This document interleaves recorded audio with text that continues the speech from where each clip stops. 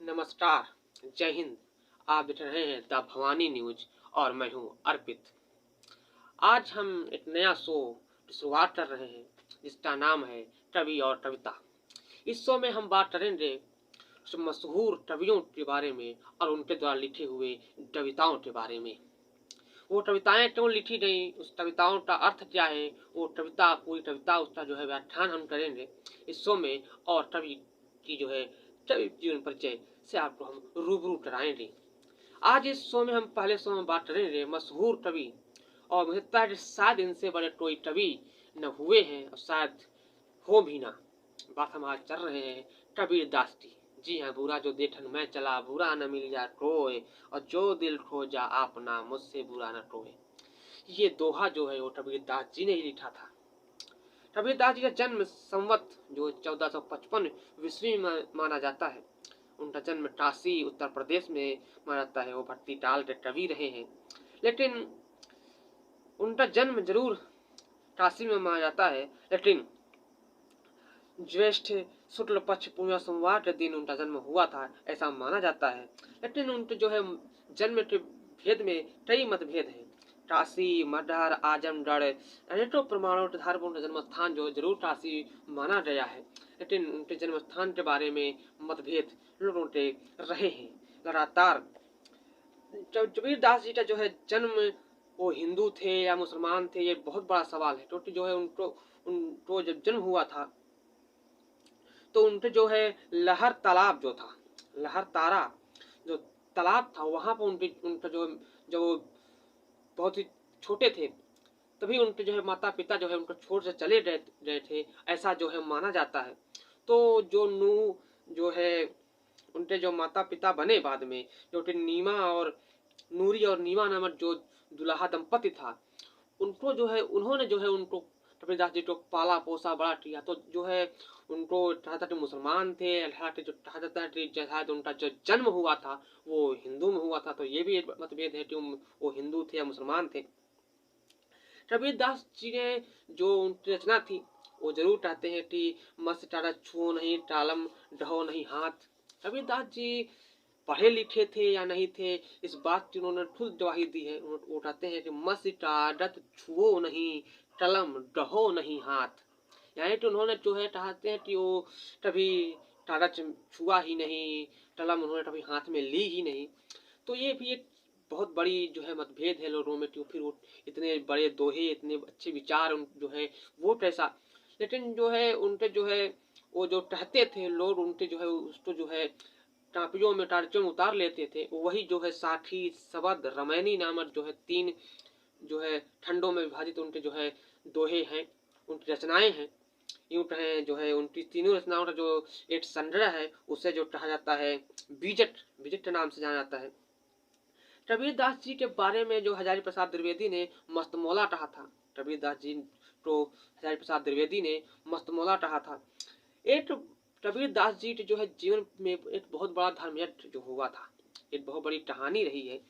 कि जिस बात धर्मयज्ञ जो है जो चिढ़ते थे कबीर दास जी से जो लोग, उन्होंने जो है फैला दिया जो है कि कबीर दास जी जो है एक यज्ञ कर रहे हैं, इसमें वो एक जो है सोने का सिक्का देंगे, और जो है सोने का सिक्का देंगे और 3 दिन तक जो है भोजन करवाएंगे लोगों को।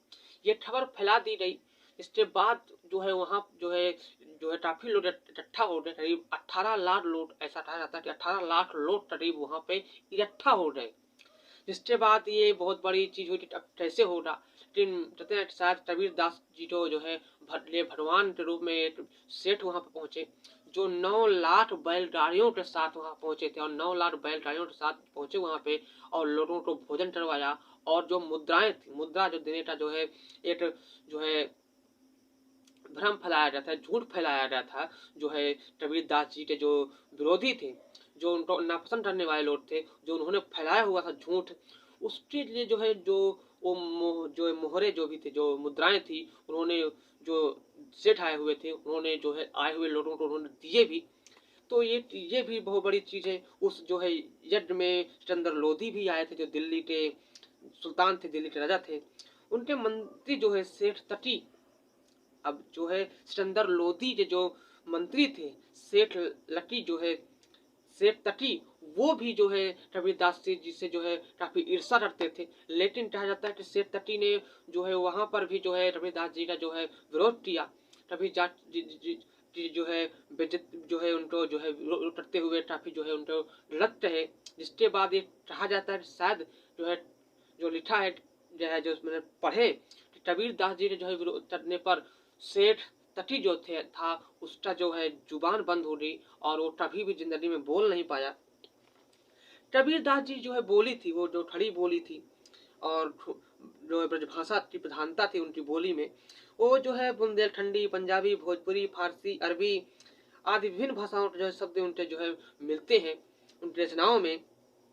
पंचमेल छड़ी अथवा मध्यम छड़ी जो थी पंचरंडी मिली जुली भाषाएं जो है उनको जो वो जो है बोलते थे। उनको जो है कहा था कि उनके जो है विद्वानों ने जो है उनको कहा है कि पंचमेल छड़ी जो शायद जो है उनकी जो है भाषा थी। अब जो है कबीर दास जी की जो है मृत्यु की बात की जाए तो उसमें भी काफी बड़ा जो है एक बात है। कबीर दास जी की जो है उनकी मृत्यु जो है काशी में नहीं, जो है बहुत बड़ी जो है भ्रम था कि लोग कहते हैं मडहर में जो मरते हैं वो जो है जो है उनका जो है स्वर्गवास नहीं होता। तो जो है कबीर दास जी जो है मडहर में गए और उनकी मृत्यु जो है जो हुई वो संवत सन 1575 ईस्वी में हुई, जो है उनकी मृत्यु हुई। उनके गुरु जो थे स्वामी रामानंद जी थे, पत्नी उनकी लोई थी, पुत्र जो उनके हुए वो कमाल और कमाली हुए। तो जब कबीर दास जी की मृत्यु हुई उसमें भी एक बहुत बड़ा जो है कहानी है कि कबीर दास जी जब मृत्यु हुई तो जो है हिंदू और मुसलमान दोनों में झगड़े हुए कि हिंदू मुसलमान, हिंदू कहते थे कि हम जो है उनको जो है जलाएंगे, जो है दाह संस्कार करेंगे। मुसलमानों ने कहा जो नहीं हम जो है दफनाएंगे। तो ये बहुत बड़ी जब हुई, जब उनको जो है कफन जो है उनको जब उड़ाया गया था कबीर दास जी को, तो ये कहा जाता है कि जब वो ऐसा झगड़े होने पर जो है उनकी जो जो शव था वो फूलों में बट गया। वो जो है जब हटाया गया जो है वो जो उड़ाया हुआ था उनके शव को, जब वो हटाया गया तो वहाँ पर उनके शव नहीं मिला, उनके शव के स्थान पर फूल मिले। जब फूल मिले तो जो है हिंदू मुसलमान दोनों ने फूल को बांट लिया और हिंदुओं ने जो है उस फूल का दाह संस्कार किया और मुसलमानों ने उसे जो है दफनाया। तो ये भी जो है बहुत बड़ी कहानी रही है उनकी मृत्यु पर भी। तो कबीर दास जी की मृत्यु सन 1570 ईस्वी में हुई, यानी लगभग जो है उन्होंने वो जो है कबीर दास जी लगभग 120 साल जो है उनका जीवन रहा है, 120 साल का। तो कबीर दास जी एक बहुत ही मशहूर और सबसे प्रसिद्ध कवि हैं और मुझे लगता है शायद सबसे बड़े कवि, उनसे अच्छे कवि या उनसे शानदार कवि मुझे लगता है शायद अभी तक नहीं हुए हैं। फिलहाल ये कवि और कविता शो में इस पहले एपिसोड में इतना ही। फिलहाल आप देखते रहिए द भवानी न्यूज। जय हिंद।